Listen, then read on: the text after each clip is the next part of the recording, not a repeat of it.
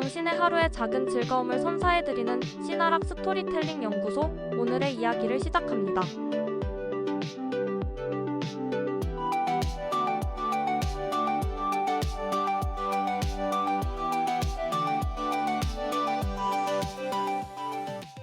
안녕하세요. 오늘 여러분이 보내주신 자료들, 웹소설 기획서 작성법에 대해 한번 깊이 얘기 나눠보려고 합니다. 네, 안녕하세요.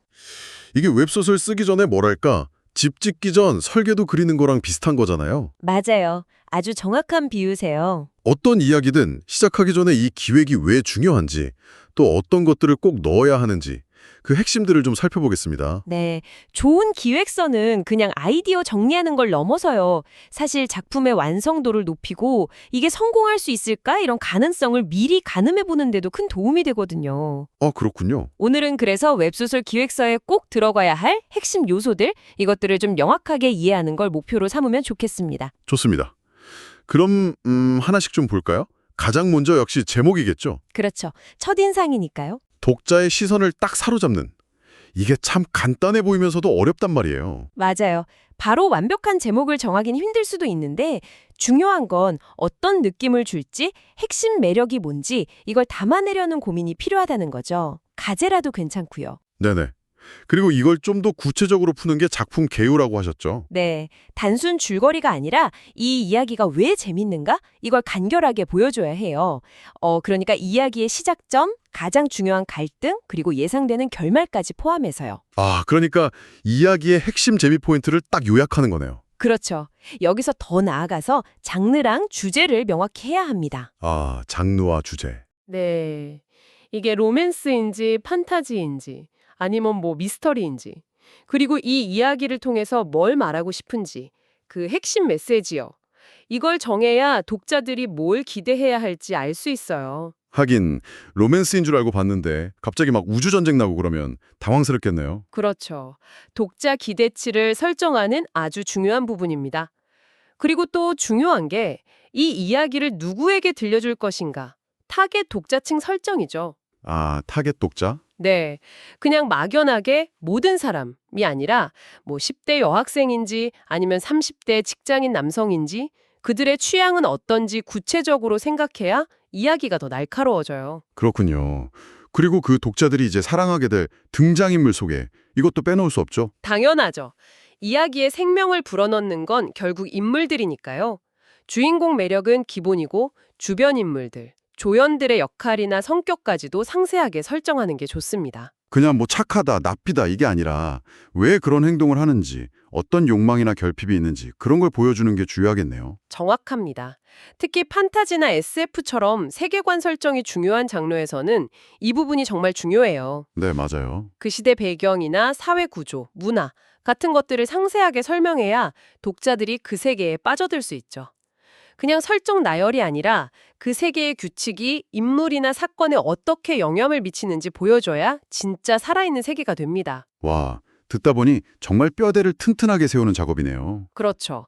이런 기본 요소들 위에 이제 구체적인 이야기 설계를 더하는 건데요. 이제 진짜 설계군요.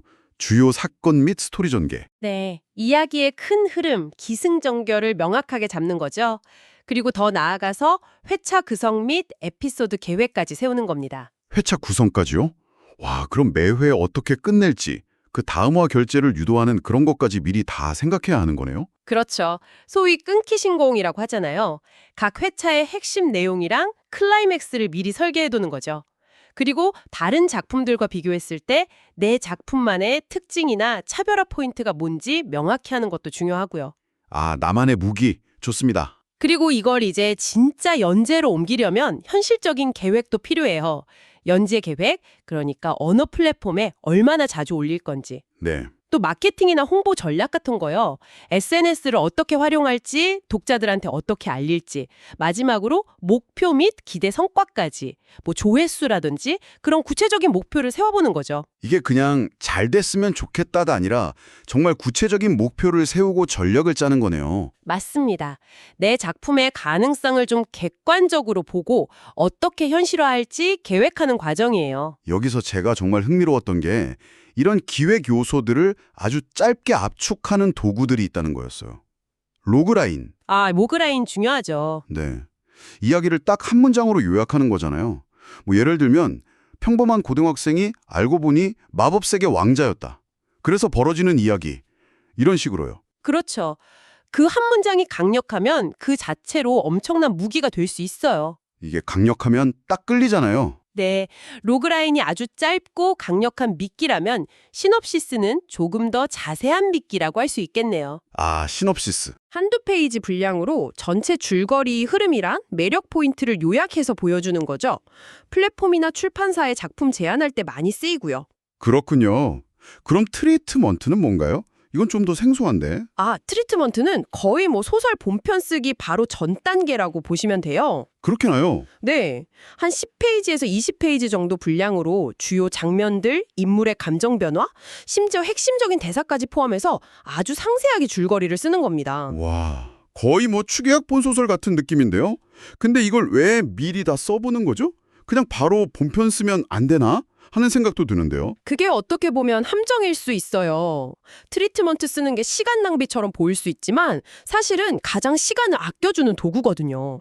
정말요? 네, 쓰다가 이야기가 막 산으로 가거나 캐릭터 감정선이 갑자기 꼬이거나 하는 걸 미리 막아줘요. 주요 갈등이 어떻게 전개되고 해결되는지, 감정이 언제 폭발하는지 이런 걸 미리 점검하고 다듬는 과정이죠. 아하.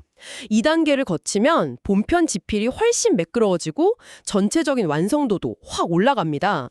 기획서의 깊이가 여기서 확 달라지는 거죠. 와, 진짜 제목부터 로그라인, 시놉시스, 트리트먼트까지 웹소설 기획이라는 게 정말 파고들수록 깊이가 있네요. 그쵸. 이 모든 걸 다 준비하려면 좀 복잡하고 버겁게 느껴질 수도 있겠지만 결국에는 여러분의 그 반짝이는 아이디어를 단단하게 만들어서 길 잃지 않고 독자들에게 온전히 가닿게 하는 가장 확실한 길잡이가 되어주겠네요. 맞습니다. 기획이 창의성을 억누르는 게 절대 아니에요. 오히려 그 창의성이 마음껏 뛰어놀 수 있도록 단단한 땅을 마련해주는 작업이라고 생각하시면 좋습니다. 네, 좋은 말씀이네요. 봤는데요. 마지막으로 여러분께 질문 하나 드리고 싶어요. 네. 어떤 질문이시죠?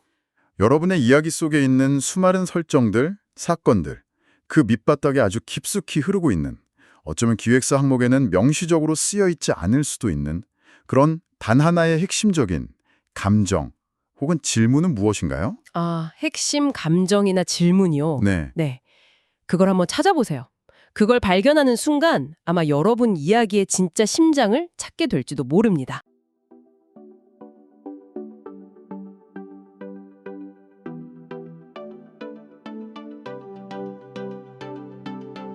어때요? 재밌게 들으셨나요?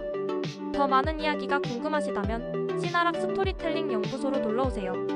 구글 검색창에 시나락 스토리텔링 연구소를 검색해보세요.